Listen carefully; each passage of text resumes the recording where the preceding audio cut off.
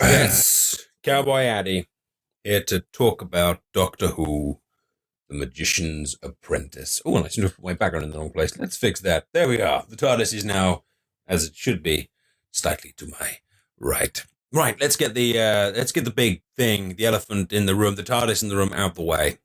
I loved The Magician's Apprentice. I thought it was excellent, clever, scary, spooky, funny, intriguing, thought-provoking,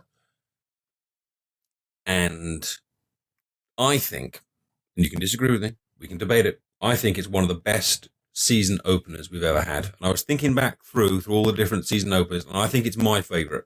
However, there are other good season openers. The Impossible Astronaut was very, very good.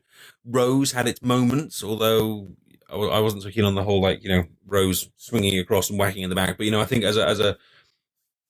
I think it was a brilliant show opener. I think all the other show openers, or season openers, there's been things where I've been kind of like, oh yeah, well, I liked that bit and I liked that bit and that bit was really good and this bit was really good, but I didn't like that and I didn't like this. Whereas this one, just all the way through, it was like, that was good, that was good, that was good, that was good, that was good, that was good, that was good. Ooh, the end of the show. It was just outstanding. From the truly terrifying opening with the hand mines. I mean, the hand mines, seriously. I mean, me and Claire, obviously, now we've got Izzy. We're a little bit more, aware of kids now than we were. And as soon as that poor guy got sucked down, Claire looked at me and was like, Claire looked at me and just said, "This isn't a kid's show." And that was not a kid's show scene. That was truly terrifying. And then the whole build up with the doctor talking to that kid and, can you do this, and, the traditional doctor speech of, you've got a 1 in 1,000 shot. You've just got to focus on the one. And then, tell me your name, kid, Davros. And I sat back on the sofa and I went, and Clary sat back on the sofa and went, oh, and I'm sure you guys sat on the sofa and went, and he looked at the doctor and the doctor was going, and it's like, what do you do? What a lovely dilemma. What a lovely dilemma to put the audience and the doctor through, because there is no easy answer. You save him. Congratulations, you've just saved the creator of the Daleks. Nice one. You leave him, and you've just walked away from a very, very scared and innocent at that point kid.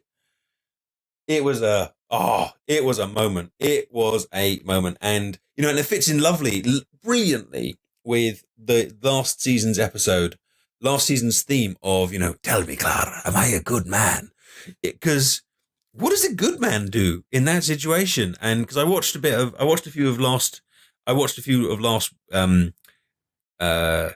season over the last couple of weeks. Not maybe like 3 episodes or so. But that theme of, am I good? Am I bad? Who am I? What's my character? Doctor, you would make a good Dalek. All that kind of stuff is so much a part of Capaldi's character. He questions himself constantly, and to then give him a dilemma at the very beginning of this season to kind of go, right, so what you going to do with that, Doctor, is great. I thought it was a really, really, and it hooked you straight away. I can see that the Hawk there in the chat on Twitch is saying, I was riveted as soon as the kid says his name. It was scary as hell anyway. And then as soon as you get to the name Davros, it just makes you go, what's going to happen now. And of course you don't know. You don't know because the credits roll or whatever, and you don't know what the Doctor chooses, and it takes a while for the episode to get to the point. And there's the whole and Claire was saying this to me earlier. She was saying the whole thing about Davros remembers. Davros remembers, and it's like at that point when you're watching the episode, it's like, well, what does he remember? Does he remember you saving him, or does he remember him walking away? And if you remember all the way back to Deep Breath last season with the whole, do you remember the half-faced man? And there was that scene where you were never quite sure whether the Doctor pushed him out or whether he jumped, and they never, as far as we know, they've never answered that question unless I've missed something. But there's a lot of deliberate ambiguity around Capaldi's version of the Doctor. And again, they came right back to that because you actually don't know. You actually don't know until they kind of revealed it, because they've set up this character that actually does make choices which are good and questionable. He sometimes makes choices out of compassion, and he sometimes makes choices out of the bigger picture. And so he really, really could have gone both ways on that decision. And I know I'm talking about this one little decision a lot, but I think it was such a good one to give, which was great. I know I go on about this a lot in my channel, but I'm just going to give me 30 seconds. Okay, 30 seconds of time. Spoilers. Okay, that episode would have been utterly ruined if we'd have known several key details in advance. There were so many little things in there that were like, oh my God, from I'm assuming you've seen the episode now, so I'm assuming none of this matters. If you haven't seen the episode, go away, because I'm going to reveal stuff. From the Davros reveal, from the Skaro reveal, to the Clara getting killed reveal, the Missy one. Annoyingly, I knew that Missy was going to be there because I'd seen it on everything, but that would have been great anyway. That would have been great. But from the just so much of the episode was based around going and if you had the spoilers, you'd have just been there going, yeah. So I will repeat, do check below the channel for the very strict rules on my on spoilering Andy. You will find yourself a kickabanda if you give away anything with no warnings. Like Jordan Rod in the chat was saying here, it was lovely to see so many references back to past two. Don't you think? They actually had clips from old episodes, going in the background. I saw a few Doctors. Maybe you guys can help me with which ones that we saw. But there was obviously the fourth Doctor, because there was a bit more dialogue from him. But there was also I saw the sixth Doctor, and I think I saw Tennant. But I love that kind of. They've done that a few times in show openers, having references back to earlier Doctors, and it's lovely just always putting it within the canon. It was lovely to have those past references. And speaking of past references, the Daleks. It was all the different types of Daleks, which was awesome. When they had the Scar reveal and Clara and Missy walk into that room and there was Daleks there, and it was like all the different types of Daleks. There was the really, really old ones, which were black black and grey with the blue ones, which I think were the original ones in the very, very first one, but because they were black and white, you couldn't see them. They had the ones we're used to, which are the golden ones. They had the jet black ones. They had the big white one from the Sylvester McCoy era with the kind of the bigger gun. It was just, it was like going to the Doctor Who exhibition, and those of you that came to the Addy Meet last year will have been to the Doctor Who exhibition, and it was literally like kind of going, oh yeah, that one and that one and that one and that one and that one. But it actually worked from a plotline point of view. It was like, it's a mock-up of Skaro, or it's real Skaro. It's a recreated Skaro with recreated Daleks by their creator, who's come home to nostalgically view his own creation. So you can have all of those other Daleks there in a within the lore without it looking ridiculous. It was actually kind of like there was just so many little moments that made you kind of go woo, which was great. And I think they also did a really nice job of balancing the dark with the light, the humor with the horror, because there were some horrific moments in this episode. The hand mine is with the eyes terrifying. The whole thing at the end with the Daleks, with Clara. Clara the actress, Clara the character, does fear so well. She's I remember it in the Deep Breath last year with the whole don't breathe type stuff. She is a very empathetic actress when she's in scary or character. When she's in scary situations, the camera's very good at doing close-ups of her. You see her eyes, you can see her kind of thought process, you can see her fear. And when she's in peril, I think she's my favorite companion so far. That I'm actually kind of there with her going, what would you do? Would you run? Would you flee? Would you stay? What would you go? Because she's ballsy and she's confident, but she's also legitimately terrified of these things. And And she and the writing and the direction and the cinematography, I think, make those moments of fear very, very good. And at the end, I didn't know if she was going to run or not. I didn't know if she was going to run. And then she finally did, but I thought she was going to stay there because she's clever. But they did balance out those scary moments with the really funny little doctor with the sunglasses, the guitar, and all, Pretty Woman and all sorts of stuff. There were funny moments there, and I could see some of the guys in the chat here are kind of saying their favourite moments were like the fish tank jokes and things like that, which shows that the episode had, a little bit of everything, a little bit of terror, a little bit of human, and this and that. Now, Missy, let's talk a bit about Missy, because obviously Missy, the Master, whichever name you prefer to kind of use, very strange inclusion, because she basically played the role of a good guy in this episode. She was a companion, so I'm sure in Doctor Who Legacy or Computer Games to come, we will expect to see her as a companion, because this episode she basically was one. She came along, she partnered, she was vulnerable, as in she, the Doctor at any point could have attacked her or done whatever, but they just kind of more or less kind of chatted away like old friends, which they referred to being. And there was that lovely little line where Missy was like, "Oh yeah, the Doctor leaves this to his best friend," and then Clara takes it, and Missy's like, "Yeah, me," which was not, which is just bizarre. But I liked the way that although she today played a good guy, that they like Clara called her out on it and said, "What? So now you're a good guy?" And she's like, "No, zap." "Oh, I think he had a wedding ring, and that could be a bit of baby drool there." They very much, they made sure that they put in lines and actions to kind of go, no, she's not a good guy. She's still evil, but she just has this weird, mucked up relationship with the Doctor that allows them to have this symbiotic character, which actually goes very well with the Death in Heaven finale episode, which I watched earlier today. If you remember, at the end of Death in Heaven, she makes this Cyberman army with the purpose of giving it to the Doctor, and she actually goes down on her knees and she says, "Because I need to know that you are like me." So, i.e.,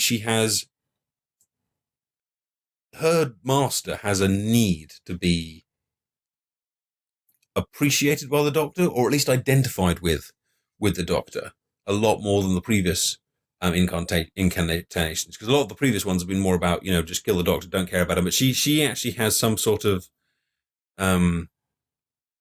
bond with him that she's very overt about, and so they've given like as they always have in the past with the Doctor and many other characters, they have increased the kind of weirdness of their relationship. They need each other, they hate each other, they may try to destroy each other, but they actually do want each other around. I mean, remember the whole Tenant Doctor with the Master. I forgive you, I won't kill you, I'm going to keep him in a little cage because I need to have him around. I need to not be the last of the Time Lords, but at the same time, I know he's dangerous. They have some very, very unusual. They have a very unusual relationship, and they played into that today by making her a pseudo companion for the episode. And speaking of developing relationships and giving us things to think about, they've also done the same with Davros. I felt that when I wasn't a fan of, I think it's the Stolen Earth, the season 4 Doctor Who season 4 finale pair. I thought the whole thing of like stealing Earth, and then the Dr. Donna spinning Daleks at the end. The main thing I remember about that thing is just Doctor spinning Daleks at the end and just ruining any kind of fear I had of the Daleks at that point, because they just kind of went across, and it's like, well, they're not scary anymore. And Davros in that episode, he had a few good lines, but Davros in that episode was basically just a big screaming, hate-filled, rah, rah, rah, rah. That was basically what Davros was in the Stolen Earth. And although it was quite cool to go, oh, it's Davros, and he looks fearsome and stuff. Davros in that season 4 finale was basically just a kind of screaming maniac. There was no depth to him. There was no interest about him. He was just a bad guy because he's a bad guy. And all of a sudden, with that hand mine thing and the fact that he's now dying, they've created a far, far more interesting character. A character who was born in war, who grew up as a child with war all around him, who was desperate to end the war any way he could, who was abandoned by the Doctor to die, and therefore learns about hate and about, the Doctor is a good Dalek after all. He learns about hate. He learns about cold, calculated decisions. He creates the Daleks, who are hate-filled creatures, and he goes on to become this screaming evil monster. And now he remembers.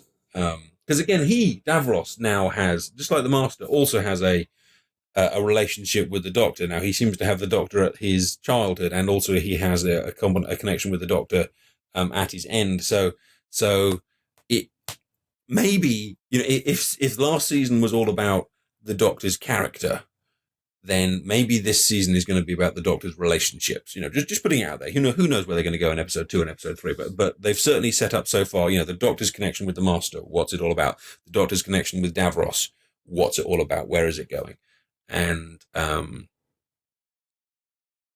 it's interesting, isn't it? It's so good to have a character like Davros, who you get that feeling, when they bring someone back, they bring the Angels back, they bring the Cybermen back, they bring the Daleks back, blah, blah, blah. You have that initial, ooh, it's them again. And then it's always just a little bit kind of like, oh, it's a bit disappointing. Because often the first episode that something comes in is often better than the future episodes they come in. So my example for this is often the Angels. The first episode with the Angels was amazing. You didn't know much about them. It was very creative. But then the more the Angels came back, the more they just became like Monster of the Week. And then it was, they were less scary, they were less interesting, blah, blah, blah, blah.